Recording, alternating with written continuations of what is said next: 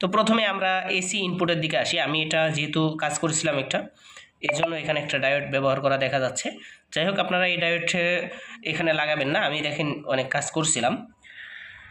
তো এখানে প্রথমে আপনার এই যে তিনটে কানেকশন, এদিকে দেখেন 12 12 কম, ঠিক আছে, লেখা আছে, অর্থাৎ 12 12 কম। আপনার ট্রান্সফরমার দেখবেন তিনটার লেগ থাকে, ঠিক আছে, দুই সাইডেরটা হচ্ছে 12 12 আর মাঝেরটা হচ্ছে কমন থাকে।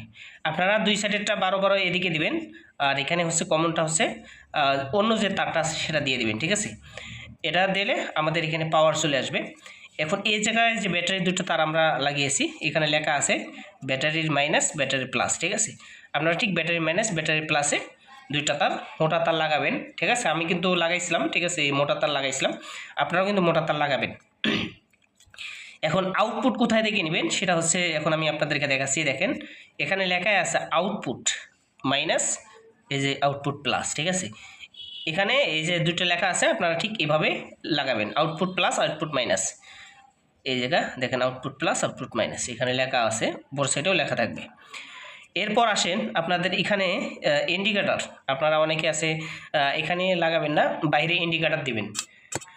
তখন আপনাদের এই সেটটা হচ্ছে মাইনাস, এই সেটটা প্লাস। ইন্ডিকেটর এখানে রেজিস্টার লাগা আছে, শুধু ইন্ডিকেটর এখানে লাগাবেন বা তার দিয়ে যেখানে ইচ্ছে নিয়ে যা লাগিয়ে দেবেন, ঠিক আছে। এখানে চার্জিং ফুল ইন্ডিকেটর।